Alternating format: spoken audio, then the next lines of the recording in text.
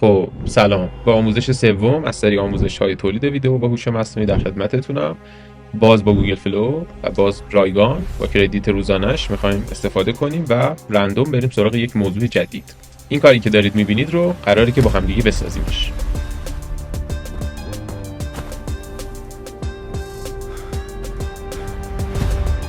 خب بریم سراغ آموزش. بروزرمون رو مرورگرمون رو باز میکنیم. توی ویدیو قبلی مرور شد، اگه ندیدین پیشنهاد میکنم ببینید. هم آموزش متفاوت تریه، به هر حال یک پروژه دیگه است. همین که تو ویدیو اول مخصوصا یه سری توضیحات دادم، شاید با اینکه سعی میکنم همه رو تکرار کنم تو همه ویدیوها ممکنه چیزی از قلم بندازه، در صورت بد نیست دیدنش. کاری که ما قرار بکنیم اینه که در گوگل سرچ کنیم گوگل فلو و وارد labs.google میشیم. دامنه labs.google رو هم تایپ بکنید، وارد همین صفحه میتونید بشید و اینجا حالا سرویس های مختلفی که در اختیارمون میذاره گوگل برای استفاده ما میتونیم ببینیم، مثل جمینای، مثل حالا نوتبوک و اینا، که اینجا ما با فلو میخوایم یک ویدیو بسازیم. روی ترایت ناو میزنیم، یه ذره سرعت من پایینه. شما ممکنه تجربه سریعتری رو هم داشته باشید قطعا اگر نتتون بهتر باشه، وی پی ان تون بهتر باشه. و اینجا با زدن روی کرییت ویت گوگل فلو من میتونم جیمیلم رو انتخاب کنم، شما هم همینجور، و وارد اکانتم بشم. خب بعد از اینکه شما وارد اکانت گوگل فلوتون میشین، اینجا پروژه های اخیرتون رو میتونید ببینید و خب قاعدتا وقتی که اولین بار لاگین میکنید چیزی نمیبینید توی پروفایل جیمیلتون. و این به طور مثال پروژه اولی هستش که کار کردیم، ویدیو اول همین پلیلیست تولید ویدیو با هوش مصنوعی توی همین کانال. من نیو پراجکت رو میزنم. اینجا میخوایم بریم سراغ یک ایده مدل بیس و فشن محور. حالا همینجوری رندوم به ذهنم یه چیزی اومد و میخوایم ببینیم که چه جوری میتونیم یک پرداخت داشته باشیم، یا اینجوری بگیم که یکی از راههایی که میتونیم پرداخت داشته باشیم برای ساختن یک نوعی از تبلیغات این دسته چه جوریه. حالا خب من یه مرور توضیحات داشته باشم در مورد این صفحه و حالا کاری که میتونیم انجام بدیم.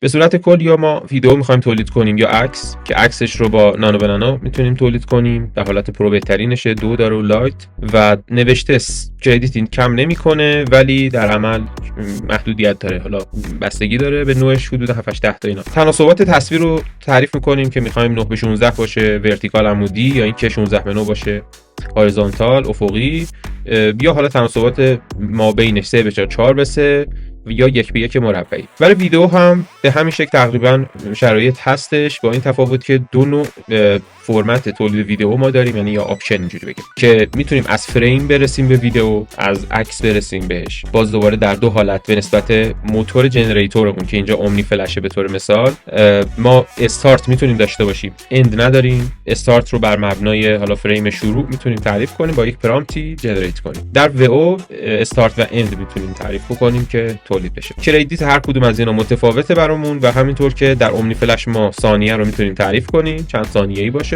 هر کدوم هم کردیت خودشو داره، 8 ثانیه 12، مثلا 4 ثانیه 7 کردیته. و اینجا هم تعداد جنریت ها رو به ما آپشن میده، میتونیم مثلا بگیم 2 تا 3 تا 4 تا در هر باری که جنریت میکنیم. به همین میزان هم خب کردیت کم میکنه ازمون. خب اینا تناسباتی که گفتیم. در حالت اینگریدینتس شما میاید و پرامپت میدین، سورس میدین، یعنی آپشناش اینه. عکس میتونید بدید به عنوان رفرنس و پرامپت میدیم و خروجی میگیریم. با همون حالت ها اینجا اومنی فلش و ووش هم میتونیم انتخاب بکنیم که چی باشه. کاری که امروز ما میخوایم بکنیم چیه؟ ترجیح میدم که دوباره یه مرور داشته باشیم رو حالتی از ویدیو که ما میخوایم از فریم برسیم. خیلی ایدئال نمیخوایم عمل کنیم، از ویدیو اول خدمتتون گفتم، باز هم مرور بکنم. برای خودم این آموزش ها حتی سطح تولیدش و زمانی که دارم برای ادیتش میذارم، مدلی که کمالگرایی رو بذارم کنار، بندازم خودم روی شدت تولید محتوایی که برای خودم مرور تمرین همراه با خودم داره برای شما هم مثل چیزا مرور میشه. با شما دارم در میونش میذارم تجربیات خودم رو و امیدوارم که بتونه مفید باشه. با همین فرمول ترجیح میدم که بریم سراغ نانو به نانو و چند تا فریم جنریت کنیم و ببینیم حتی چالش‌هاش چی میتونه باشه با هم دیگه. خب من اینجا عکس محصولم رو هم تصمیم میگیرم که با نانو به نانو تولیدش کنم. لزومی نداره، شما میتونید عکس کاله خودتون رو بذارید از زاویه‌های مختلف و اینا، ولی من ترجیح میدم الان تولیدش کنم. یکی از دلایل مهمش هم اینه که بعد براش عکس مناسبی رو نان کپی رایت آماده میکردم. الان یه مقداری زمان میبره و شاید اون ایدئال رو هم نتونم پیدا کنم. اینه که یه راه دیگر رو پیش میریم. خودم هم میخوام ببینم چه اتفاقی میفته. یه کفش اسپورت مردانه با برند نایکی که رنگ بندی خاکستری و آبی داشته باشه. حالا ببینید در این حد کلی بگیم چیزی میاره. این حالا بهتره که بعدی‌ها رو بهمون عمودی بدی که بیشتر به درد بخوره. خوبه. حالا میام بهش میگم که رو همین عکس کلیک میکنم و بهش میگم که یک شیت کامل مفصول از این کفش، چی نوشتن؟ کفش بهم بده که از تمامی زوایا، چی می نویسم الان بر خودم، اینا دیلی داره، زوایا و دیتیل ها اون رو به نمایش داشته باشه و معرفی باشه برای استفاده در تولید کننده تصویر. حالا یه نکته، تولید کننده ویدیو برای استفاده به عنوان رفرنس در تولید کننده ویدیو. حالا من اینو کنترل سی میگیرم. یه نکته وجود داره، طبق تجربه اینجا یه ذره ممکنه رد بده. ما اینو دانلودش میکنیم، حالا اینجا میزنیم 2K آپسکیلش رو دانلود میکنیم. یه ذره زمان، حالا نیازی هم نبود البته آپسکیلش کنیم، نمیدونم چه اینقدر. حالا اینجا به عنوان رفرنس اد تو پرامپتش میکنم، نیازی به سیوش هم نبود، البته اینجا کلا میاد، همینجوری سیوش کردیم و همون چیزی که نوشتیم رو الان مینویسم. این دوباره چک میکنیم عمودی باشه، یه دونه اوکی برو. اینو اگر بهمون نداد، چون قبلا تست کردم متاسفانه یه بار موفق نشد، رهاش نمیکنیم چون مهمه، میخوایم اینو میدیمش به چت جی پی تی. حالا الان نتیجه رو چک کنم بهتون میگم. میشه الانم بگیم مثلا زاویه روبروشو بده، یک نمای دیتیل ازش بهم بده، اما اونجوری خیلی صحیح تره با یک مثلا اینکه کاری کرد اوکیه. حالا میایم میگیم بهش که کفشو داریم، یه مدل ازش میخوایم، مدلش هم انتخاب میکنیم، مثلا یک نمیدونم کفش تنیس فکر نکنم باشه، میگیم یک دونده، میگیم یک دونده جوان با بدن عضله‌ای و لباس ورزشی تمام قد، چهره ایرانی. دیگه داریم یه ذره مثلا تلاش میکنیم شخصی سازیش هم بکنیم. میتونیم حتی عکس بهش بدیم، مثل همین کاری که کردیم، پرامپتش کردیم. میتونیم آپلود مدیا بزنیم، یه فیس بدیم شبیه یه کاراکتر خاصی، بازیگر خاصی. حالا شاید تو بازیگر مثلا یه سری ممنوعیت‌ها داشته باشن، هر جنریتوری تولید نکنه، مثلا گراک و اینا تولید کنه، ولی توی چهره‌های خودتون و اینا رو میتونید مثلا آپلود کنید، بگید که بر اساس این چهره یک مدل به من بده. سعی میکنه تا حد ممکن شما رو حفظ بکنه و یک مدل شبیه شما بده. به طور مثلا این مدلیه که برامو تولیدش کرده و حالا نمیدونم چرا ایرانی رو از اون بهتر نمیتونست درست کنه. حالا دیگه این میتونیم تغییرش بدیم، بگیم که مثلا چهره رو برام من تغییر بده اگه دوستش نداشته باشه. به هر حال میگم که چهره رو برام تغییر بده و مدل رو زیباتر کن. لوکیشن هم یک استودیو وایت روم باشه. حالا تو پرانتز به معنی سفیدی با نور یکسان در ایران. حالا اینو برامون تولید کن.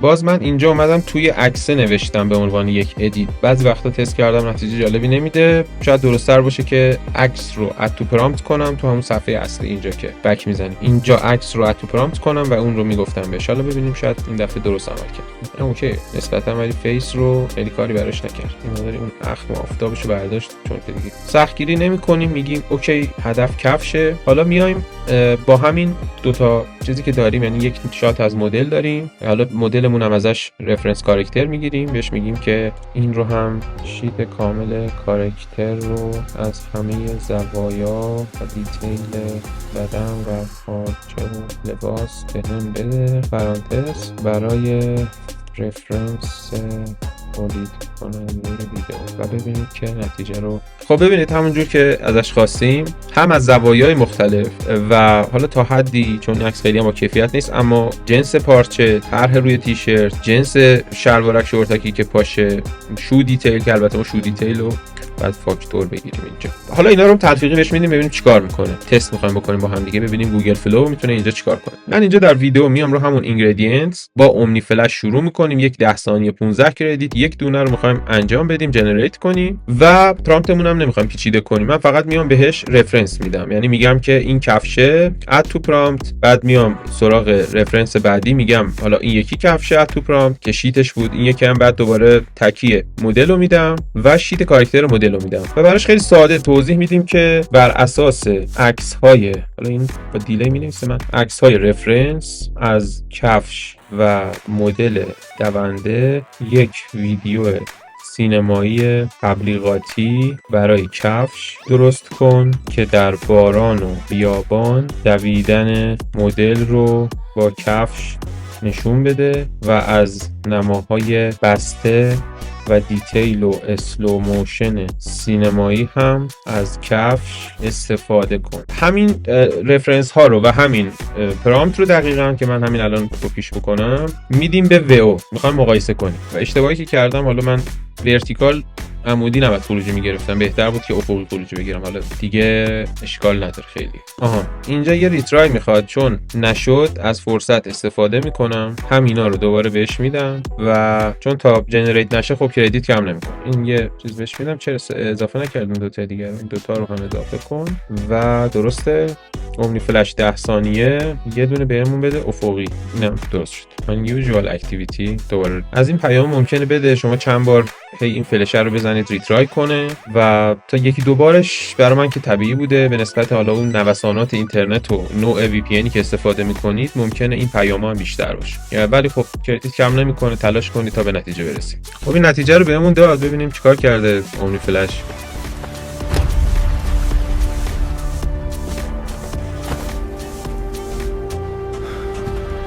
جالب بود. اندینگش هم یهو کاتش کرد و بک‌گراند رو جدا کرد. واقعا به نظرم نتیجه باحالی و فکر نمی‌کنم، حالا باز باید تستش کرد، وئو الان واقعا به خوبی عمل میکنه. من اینو دانلود کنم داشته باشیمش. اینجا دان میزنیم، برگردیم روی پنجره قبلی و همین پرامپت رو برای وئو تکرار میکنم. خب ببینیم نتیجه وئو چی در میاد. کنترل وی پیست میکنم پرامپتم رو و دوباره برمیگردم و اینا رو انتخاب میکنم با کنترل 4 تا رو اد پرامپت میکنم. این بار انتخاب میکنم وئو فست ترجیحاً. لایت کمتره کردیتش، میگم 5 تا 15 تا. خب آره لایت از اومنی هم کمتره، 8 ثانیه بهمون میده با 10 کردیت، اما خب ضعیف‌تره دیگه. و من اگر بخوام فکر کنم هم لایت رو بگیرم هم فست، اتفاقا فکر کنم شاید بشه جفتش هم گرفت دیگه. الان 25 کردیت میخوایم بعد داشته باشم الان 25 کردیت. آره 35 کردیت، چیزی از این استفاده نشده امروز. اوکی. خب یه بار بهتر، یه بار با لایت میگیریم تست کنیم، بعدش هم میریم با فست ببینیم نتیجه چیه. توی لایت میبینید که ماکسیموم 3 تا ساپورت میکنه به عنوان رفرنس و چهارمیه رو نمیپذیره. ببینیم بدون این چیکار میکنه. به هر حال یه نقص دیگه. شیت ها رو که نمیشه حذف کرد، اولویت به اوناست. باز بین این که عکس تکیه کفش رو حذف کنیم یا تکیه کاراکتر رو حذف کنیم، به نظرم درست اینه که تکیه کفش رو حذف کنیم، حداقل از شیت بهتر معلومه که چی بوده. The ultimate trail runner. Break the limits. تفاوت رو فکر میکنم نیاز به توضیح نباشه، یعنی چیزی که عیان است. من روی اینم که وایستم، تصویرها این کجا، دکوپاژ این کجا، پرداختش به نما کجا، بعد این کجا. یعنی اینکه 5 تا کردیت کمتره. حالا ملاک نیست، با وئو فست هم میبرید نتیجه چی میشه. حالا همون رو دوباره میریم با وئو فست و احتمالاً اینکه ویدیو هیچی، این 4 تا رو میخوایم. اینجا میایم بگم فسته اوکی، یعنی 4 تا رفرنس رو بهمون اجازه میداد اگه اشتباه نکنم. متاسفانه فست هم نهایتاً 3 تا رفرنسه. این خودش نقصه دیگه، اینکه ما با اومنی فلش میتونیم 7 تا رفرنس بهش بدیم. خیلیه. انواع رفرنس رو میتونید توی محیط و جزئیاتش، لباس و کاراکتر، جزئیات کاراکتر، تو همه اینا میشه بهش پرداخت. خیلی خوبه. و حالا نمیدونم نتیجه فست چی باشه. خب اینجا بهمون پیغام داد که دیگه کردیتات تمومه. برگردیم از اول.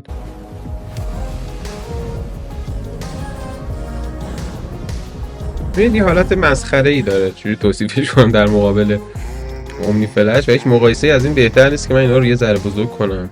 اینجا هم برق رفت و یکی از مانیتورامو از دست دادم، همین هم باتریش تمام نشده. کاری که ببینید الان اومنی فلش کرده چیه که باز خروجی رو شما قطعا میبینید توی کار میذارم. این چیه؟ وئو فست.